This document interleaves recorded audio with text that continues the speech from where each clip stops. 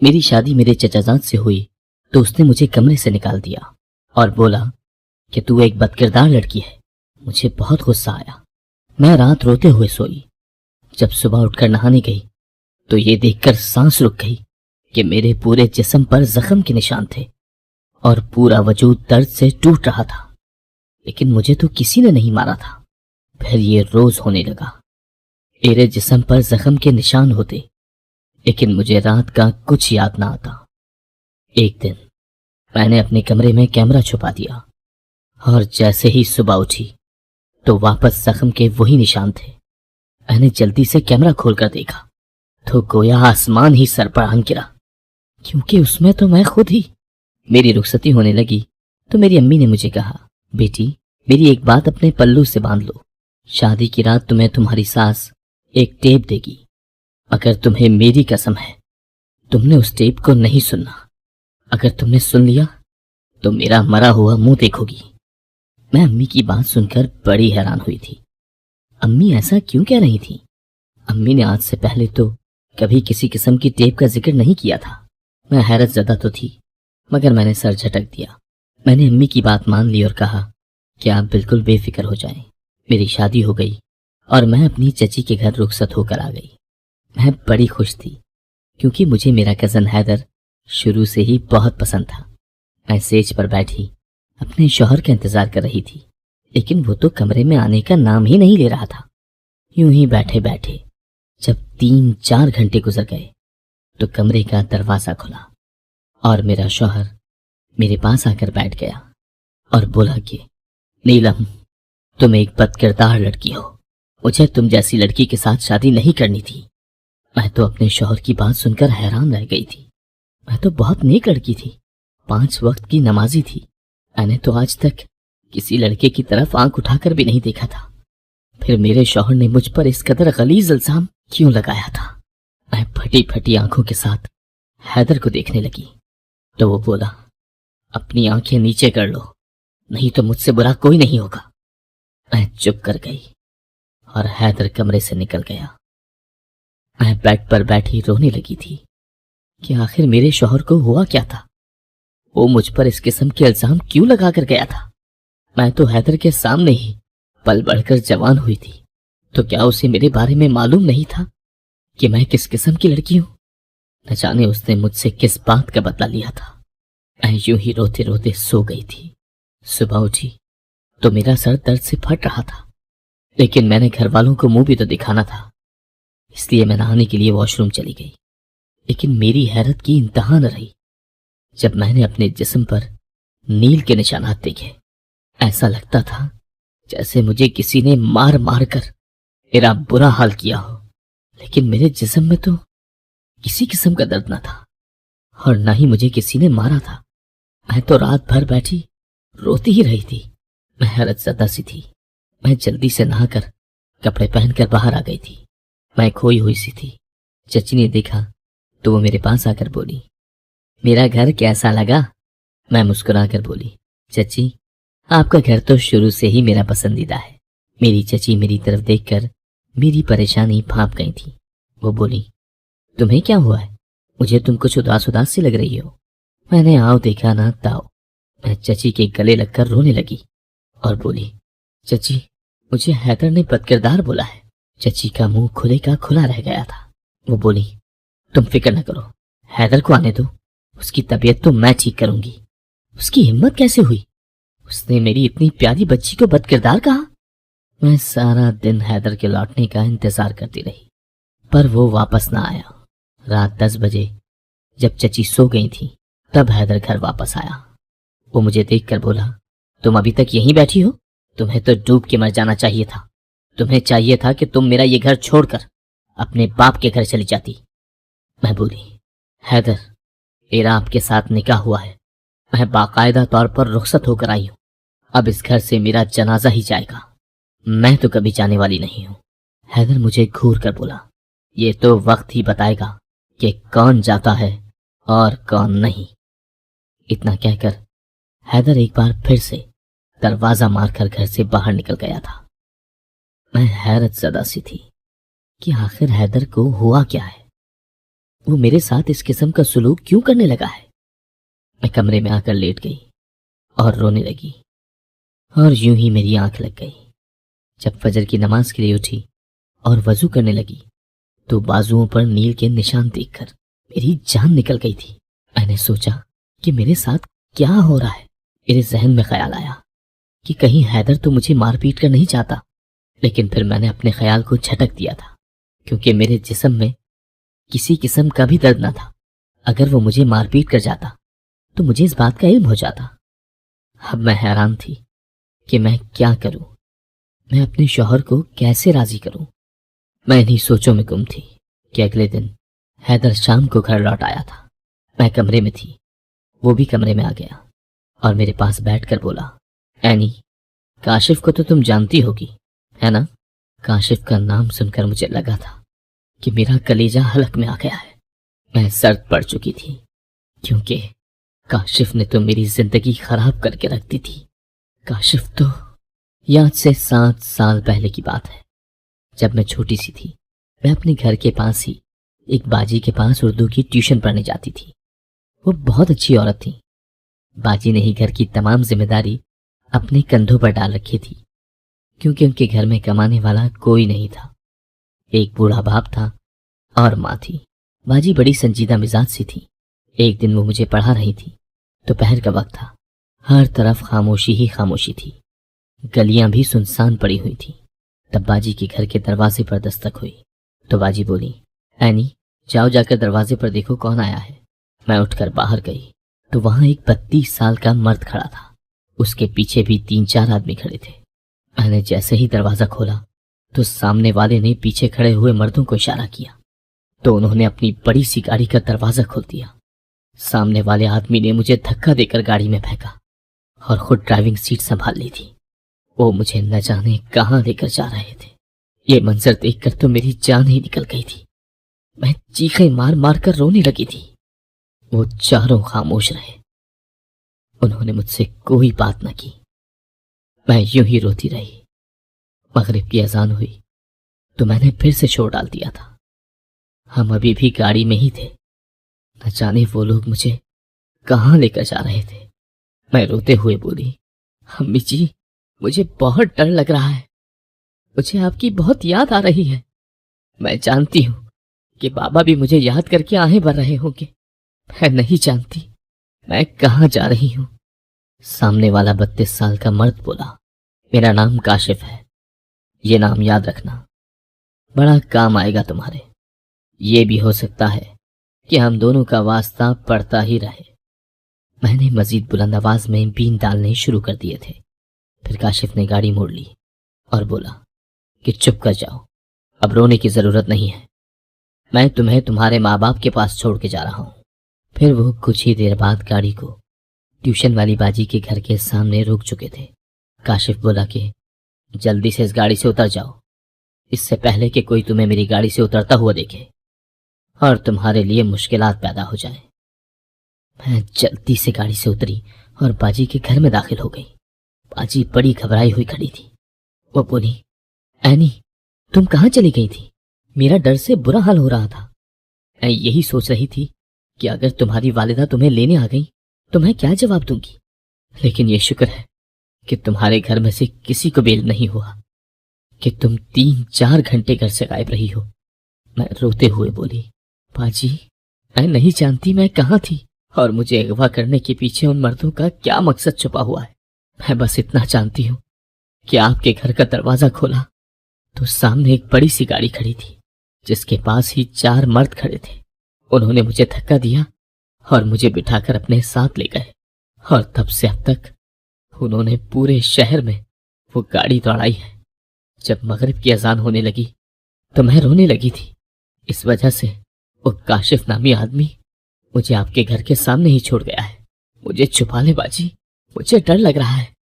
اس نے مجھے کہا تھا کہ مجھے پھر سے ملنے آئے گا۔ باجی بڑی حیران رہ گئی تھی۔ باجی بولی، اینی، مجھے سچ سچ بتا دو، یہ کاشف نامی مرد کون تھا اور تمہیں کیسے جانتا ہے؟ میں بولی، باجی، میں نے تو یہ نام بھی پہلی دفعہ سنا ہے، میں کسی کاشف کو نہیں جانتی۔ پھر باجی میرا بستہ اٹھا کر مجھے دروازے تک لے گئی۔ وہ بولی، ہمارے گھر میں تمہارے ٹیوشن کا آج آخری دن تھا۔ میں نہیں چاہتی کہ آئندہ کوئی ایسا واقعہ پیش آئے اور میں ہی پھنس جاؤں، اس لیے مجھے معاف کر دینا۔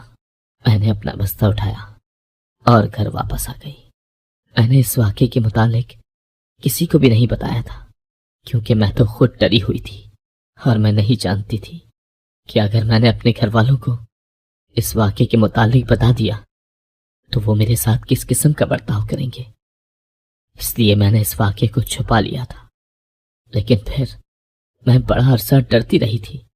مجھے یہی خوف ستائے جاتا تھا کہ اگر میرا کاشف کے ساتھ دوبارہ سامنا ہو گیا تو میں کیا کروں گی۔ آج تک میں نے کاشف کا نام بھی نہیں سنا تھا، اور آج اچانک حیدر نے کاشف کا نام لیا تو میرے سامنے وہ سارا منظر گھوم گیا تھا۔ میں نے اس بار جھوٹ سے کام لیا اور میں نے نفی میں سر ہلا دیا۔ میں کسی کاشف کو نہیں جانتی، آپ کیوں مجھ سے لڑکوں کے متعلق پوچھ رہے ہیں؟ حیدر مجھے گھور کر بولا، سچ تو میں اگلوا کر ہی رہوں گا۔ حیدر چلا گیا تھا، جبکہ میں اپنا سر دونوں ہاتھوں میں تھام کر بیٹھ گئی تھی۔ حیدر مجھ سے کون سا سچ اگلوائے گا جو میں بھی نہیں جانتی؟ مجھے تو اتنا بھی علم نہیں تھا کہ کاشف کون تھا اور وہ کہاں سے آیا تھا اور پھر اچانک کہاں غائب ہو گیا تھا۔ حیرت کی بات تو یہ تھی کہ حیدر کاشف کے متعلق کیسے جانتا تھا، اسے کیسے معلوم ہو گیا تھا اس سب کے متعلق۔ میرے سر میں درد شروع ہو چکا تھا، میں رونے لگ گئی تھی۔ تبھی چچی بھی گھر واپس لوٹ آئی تھی۔ مجھے یہ روتا دیکھ کر وہ بھاگ کر میرے پاس آئی تھی اور بولی، اینی کیا ہوا ہے تمہیں، کیوں رو رہی ہو؟ میں بولی، چچی آپ تو جانتی ہیں نا کہ آپ نے ہمیشہ مجھ سے یہی کہا تھا کہ آپ مجھے اپنے حیدر کے لیے دلہن بنائیں گی۔ آپ کی باتیں سن سن کر تو مجھے حیدر سے انسیت ہو گئی تھی۔ آپ کو بھی یہ علم ہوگا کہ حیدر بھی مجھے چاہتا ہے۔ یاد ہے وہ کالج سے واپسی پر میرے لیے سموسے لاتا تھا اور آپ سے کہہ کر جاتا تھا کہ اینی جب گھر آئے گی تو اسے یہ سموسے کھلا دینا۔ چچی نے اس بات میں سر ہلا دیا تھا۔ میں بولی، چچی اب وہ پیار اور عزت کہاں چلی گئی ہے؟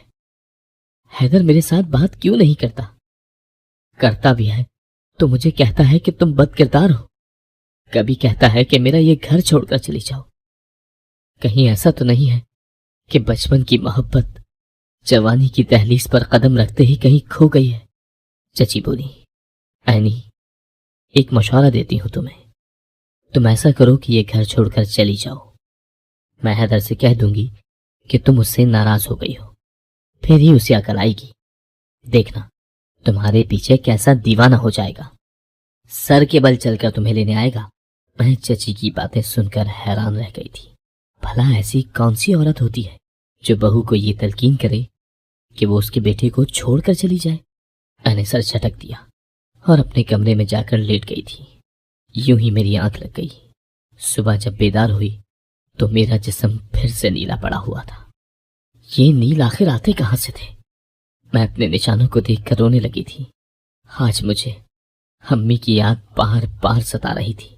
تبھی مجھے امی کی نصیحت یاد آئی تھی جو انہوں نے رخصتی کے وقت کی تھی۔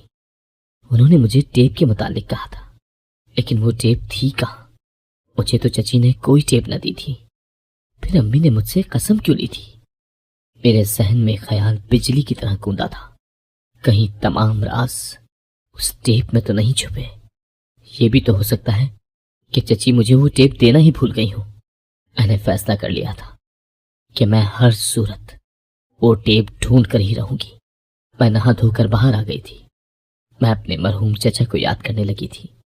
میں بولی، چچی جب چچا حیات تھے تو اس گھر میں کتنی رونق تھی نا۔ چچی بھی غمزدہ ہو گئی تھی۔ وہ بولی، جب تمہارے چچا زندہ تھے تو میں بہت ہلکی پھلکی سی تھی، میری ضمیر پر کوئی بوجھ نہ تھا، کندھے غم کے پہاڑوں سے خالی تھے، تب زندگی بڑی اچھی لگتی تھی۔ اب تو دل میں بڑا ملال سا رہتا ہے۔ میں سوچ میں پڑ گئی تھی کہ چچی کس گناہ کا ذکر کر رہی ہیں۔ خیر، میں نے سر جھٹک دیا۔ میں بہانے سے اٹھی اور جھاڑو پکڑ کر چچی کے کمرے میں جانے لگی تو چچی نے مجھے بازو سے پکڑ لیا۔ ان کے چہرے کا رنگ اڑ چکا تھا۔ وہ بولی، کہاں جا رہی ہو تم اینی؟ میں نے کہا، چچی آپ کے کمرے کی صفائی کرنا چاہتی ہوں۔ چچی نے ایک دم جھاڑو میرے ہاتھ سے چھین لیا تھا۔ وہ بولی، میرے ہاتھ سلامت ہیں ابھی، تمہیں اس تکلف میں پڑنے کی کوئی ضرورت نہیں ہے، میں اپنے کام خود کر سکتی ہوں۔ چچی نے آج تک مجھ سے اس لہجے میں بات نہیں کی تھی۔ ان کا غصہ دیکھ کر میں سمجھ چکی تھی کہ دال میں کچھ نہ کچھ کالا تو ضرور ہے، ورنہ چچی میرے ساتھ اس طرح کا برتاؤ کیوں کرتی؟ میں چپ چاپ بیٹھ گئی تھی۔ میں نے سوچ لیا تھا کہ میں چچی کے کمرے کی تلاشی تو لے کر ہی رہوں گی، میں بس موقع کی تلاش میں تھی۔ اللہ اللہ کر کے مجھے موقع بھی مل ہی گیا تھا۔ ایک دن چچی کی طبیعت بگڑ گئی تو حیدر کے ساتھ شوگر چیک کروانے کے لیے ہسپتال چلی گئی تھی۔ میں نے ان کے جاتے ہی گھر کو اندر سے بند کر لیا اور چچی کے کمرے کی ایک ایک چیز چھان ماری تھی۔ سب کچھ بڑا سلیقے سے پڑا تھا، مجھے کوئی بھی ایسی ویسی مشکوک چیز نظر نہ آئی تھی اور میں اپنا سر تھام کر رہ گئی تھی۔ سب سے آخر میں نے الماری چیک کی تھی۔ اس الماری میں ایک عجیب قسم کی بڑی سی چابی پڑی تھی جو چچی نے کپڑوں کے نیچے چھپا کر رکھی تھی۔ میں نے وہ چابی اٹھا لی تھی۔ میں نہیں جانتی تھی کہ وہ چابی میرے کس کام آئے گی، مگر میں پر امید تھی کہ کوئی نہ کوئی سرا تو میرے ہاتھ لگ ہی جائے گا۔ اب میں پورے گھر میں چل پھر کر ایک ایک چیز کو غور سے دیکھتی تھی تاکہ معلوم ہو جائے کہ یہ چابی ہے کس جگہ کی، لیکن میرے ہاتھ کوئی سرا نہیں آ رہا تھا۔ ایک دن میں کپڑے دھو کر چھت پر ڈالنے گئی تو میں دیکھ کر حیران رہ گئی کہ وہاں ایک کمرہ ہے جس کو بڑا سا تالا لگا ہوا ہے۔ میں سمجھ گئی کہ ہو نہ ہو وہ چابی اسی کمرے کی ہے۔ میں جلدی سے نیچے گئی اور بہانے سے چابی اٹھا کر ایک بار پھر سے چھت پر آ چکی تھی۔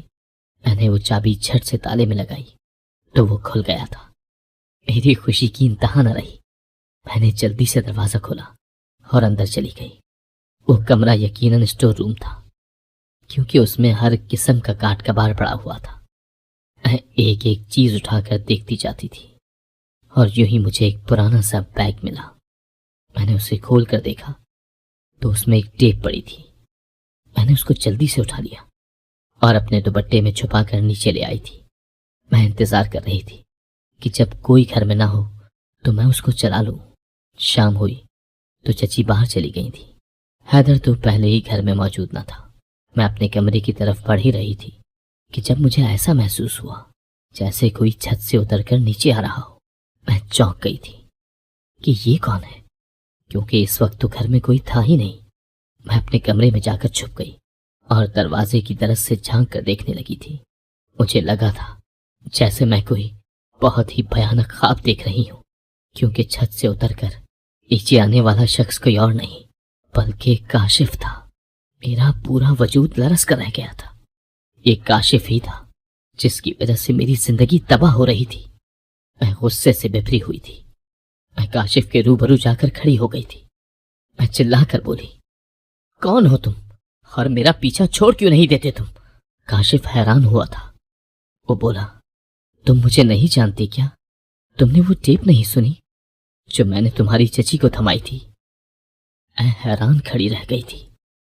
پھر بولی، میں نے وہ ٹیپ آج ڈھونڈ نکالی ہے۔ میں اپنے کمرے کی جانب بڑھ گئی تو کاشف بھی میرے پیچھے ہی آ گیا تھا۔ میں نے جو ہی بٹن دبایا میرے کانوں میں ایک آواز گونجی تھی، میری پیاری بیٹی اینی، میں کاشف ہوں، تمہارا اصل باپ۔ میں تم سے بہت شرمندہ ہوں کیونکہ میں نے باپ ہونے کا فرض ادا نہیں کیا۔ میں نے تمہارے ساتھ اور تمہاری ماں کے ساتھ بہت بڑی زیادتی کی ہے۔ تم جانتی ہو کیا، تمہاری چچی اور تمہاری امی دونوں سگی بہنیں تھیں۔ میں اور تمہارے چچا بہت اچھے دوست تھے، ہمارے گھر بھی ساتھ ساتھ ہی تھے۔ حیدر جب 4 سال کا ہوا تو اس کا باپ انتقال کر گیا تھا۔ چونکہ تمہارے چچا میرے بہت اچھے دوست تھے، اس لیے میں حیدر کا بڑا خیال رکھنے لگا تھا۔ میں تمہاری چچی کو اکثر دلاسا دینے جاتا تھا۔ تب مجھ پر یہ بات آشکار ہوئی کہ تمہاری چچی تو بہت حسین ہے، جبکہ تمہاری ماں وہ تو پکے رنگ کی روکھی پھیکی سی عورت ہے۔ مجھے تمہاری خالہ یعنی چچی سے محبت ہو گئی۔ میں نے شادی کا پیغام دیا تو اس نے قبول کر لیا۔ اگر اس نکاح میں یہ قباحت تھی کہ دو بہنیں ایک مرد کے نکاح میں نہیں رہ سکتی، اس لیے میں نے تمہاری ماں کو طلاق دے دی۔ تم تب 2 سال کی تھی، مجھ پر تمہاری چچی کے عشق کا بھوت سوار تھا، اس لیے میں نے مڑ کر کبھی تمہارا احوال بھی نہ پوچھا تھا۔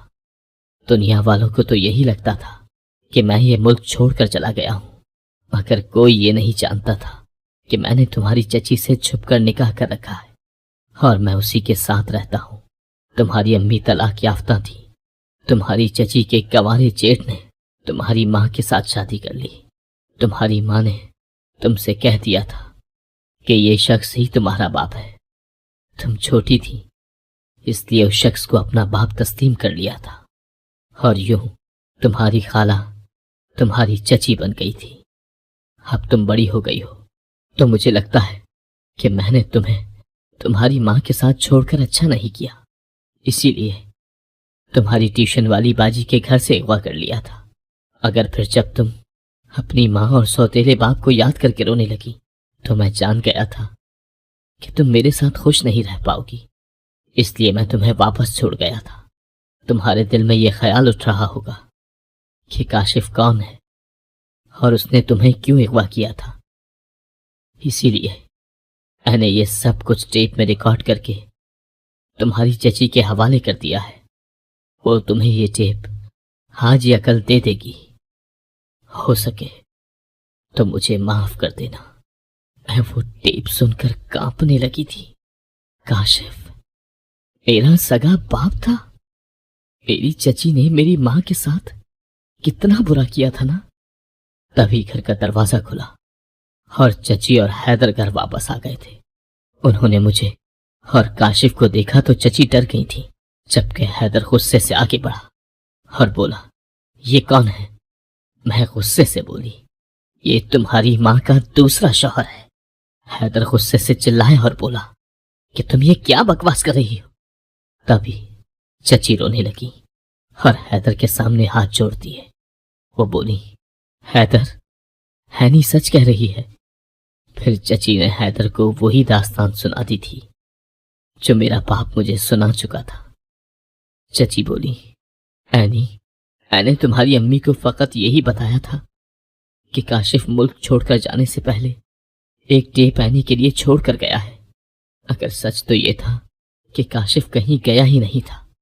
پھر چچی بولی، حیدر، میں نے تمہاری شادی اینی سے فقط اس لیے کی تھی کیونکہ کاشف ایسا چاہتا تھا۔ میں خود رضامند نہیں تھی، اسی لیے میں تمہارے دل میں اینی کے لیے بدگمانیاں ڈالتی جا رہی تھی۔ پھر جب اینی سو جاتی تو میں اینی کے جسم پر نیل مل دیتی تھی۔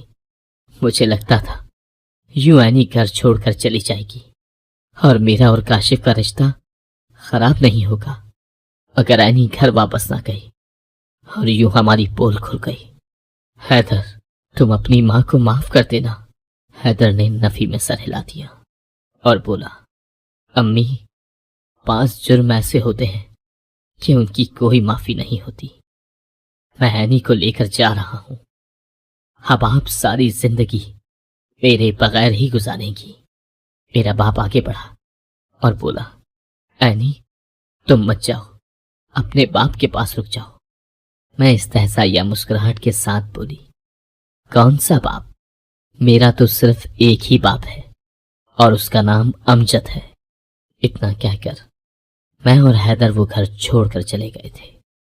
میں نے چچی کے راز کو دل میں دفن کر لیا تھا۔ میں امی کو بھی یہ نہ بتا پائی تھی کہ ان کی بہن نے کس طرح ان کے حق پر ڈاکہ ڈالا تھا۔